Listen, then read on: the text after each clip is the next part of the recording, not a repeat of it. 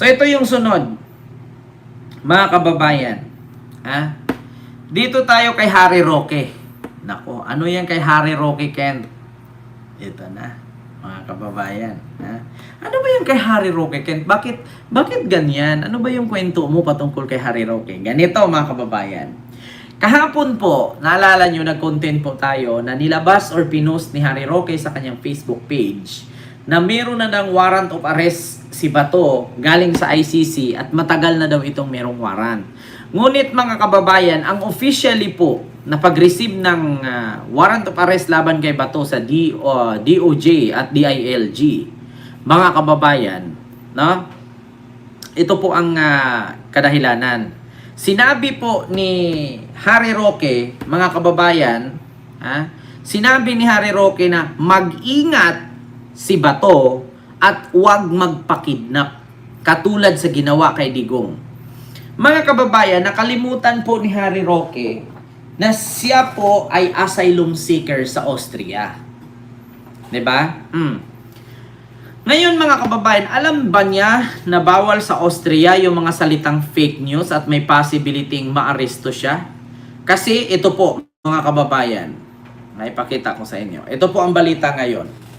Mga kababayan, dahil po sa ginawa ni Harry Roque pagpakalat ng fake news, nakikidnapin daw si Bato ng ICC katulad sa pagkidnap kay Digong. Ito na mga kababayan, Roque Austrian asylum bid patay na.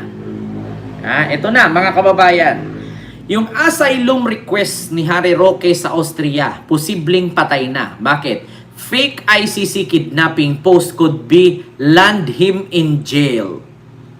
Hala, ito na mga kababayan. Roque's Australian asylum bid patay na. Fake ICC kidnapping post could land him in Australian jail.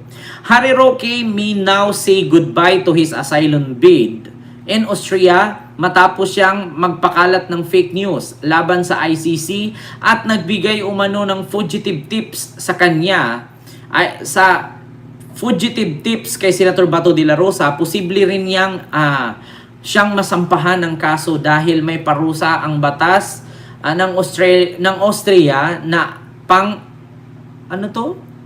Austria ang pag-obstruct sa ICC. Nako po mga kababayan. Bakit? Dahil nag-spread siya ng fake news na sinabi daw ng International Criminal Court na kidnapin si Rodrigo Duterte at gawin din kay Senator Bato de la Rosa. Sa isang Facebook post, sinabi ni Roque, "Your warrant of arrest is out. Huwag kang magpakidnap. Insist that you have the right to be brought before a Philippine court first." Ayan. Ang kidnapping claim, puro disinformation lang. Pinalaganap ng Duterte loyalist para gawing CIA style ang extraordinary rendition, ang lehitimong ICC procedures. Nako, ito na mga kababayan. So dahil po sa kadaldalan ni Roque, mga kababayan, ay posible po siyang makulong ngayon sa Austria at posible pong mahinto ang kanyang pag-apply ng asylum sa Austria, mga kababayan. So ayun na, mga kababayan. Ayan, ay Big Tummy din pala. Ayan, may bisita ka, Ken. Sino? Si Ma'am Maria, Sinong bisita ko, Ma'am Maria Fe? Ayan, si Risa Force, Miguel of shoutout po. So ngayon mga kababayan, yun po ang katotohanan na kung saan si Harry Roque po ay posibleng maaresto at mahinto ang kanyang asylum bid sa Austria. Kasi po ganito mangyari mga kababayan. Pinakalat po kasi ni Harry Roque sa kanyang Facebook post na nilabas na daw ang warrant ni Bato, nilabas na daw ng ICC at natanggap na daw ng DOJ at ng DILG itong warrant mula sa ICC. Ngayon, sabi pa ni Harry Roque doon kay Bato na huwag siyang magpahuli o magpakidnap, no? Katulad sa ginawa kay Digong dito sa mga taga-ICC. So ngayon mga kababayan, ang katunayan dyan at katotohanan dyan ay goodbye na ang asylum ni Harry Roque sa Austria. Kasi bakit? Ang ICC kasi mga kababayan ay nirerespeto po yan ng Austria, no, ng mga bansang yan, no? So sa madaling salita, goodbye na. Ha? Ito po nakalagay, Harry Roque may now say goodbye to his asylum bid in Austria matapos siyang magpakalat ng fake news laban sa ICC at magbigay umano ng fugitive tips kay Senator De La Rosa. Nako po, tila may babala si dating presidential, no, 'di ba? Nako, mga kababayan. So, yun po ang klarong-klaro, mga kababayan. Ayan na. Mga kababayan, eto na. Ano tong nakalagay dito? Homicide. Eto na mga kababayan. Breaking, DOJ finds prima facie evidence with reasonable certainty of conviction of charge Charlie Tiu Hai Ang, aka Atong Ang, at 24 others respondent with kidnapping, with homicide, and or kidnapping, with serious illegal detention in connection with the case of the missing Sabongeros. Department of Justice, Philippines. Ayun, ito na, nakalagay mga kababayan. Conviction to charge. Hala, makukulong na, makukonvict na si Atong Ang, mga kababayan, no? Kakalabas lang yan ng balita. So ito po mga kababayan, ayan conviction of Atong Ang. Press statement, December 9, 2025, mula sa DOJ. So ito po nakalagay, number 1, Charlie Atong Ang, Colonel Ryan of Urapa, Rogelio Chudoso Burican Jr., Rodilo Anigig, Jezreel Mahilom, and kay Mark Carlo Savala, Ronquillo Anding, and kay Mark Carlo Savala ulit. Bakit dalawa to?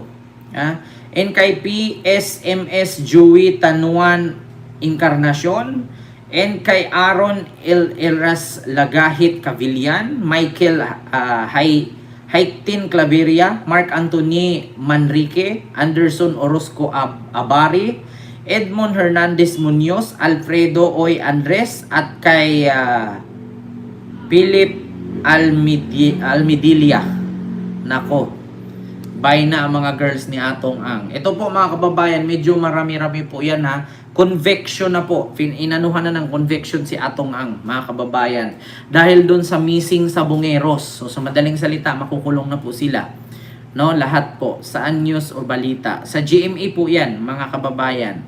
Ayan po ma'am, GMA News po yan. 1 hour ago po na post. No? So, makukulong na. Makukulong na po mga kababayan. Ma'am Anita Hapon, ayan, ganyan na rilo. Actually ma'am, I watch po ito. So makukulong na po mga kababayan si Atong Ang at iba pa. Daming makukulong talaga. Kabi-kabilaan. Ito mga kababayan.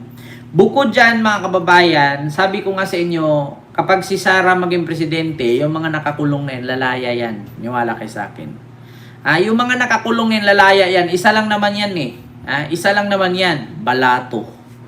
Bigyan ito, Vice President, 1 billion, palayain mo kaming lahat. Hindi mo tatanggapin. Diba?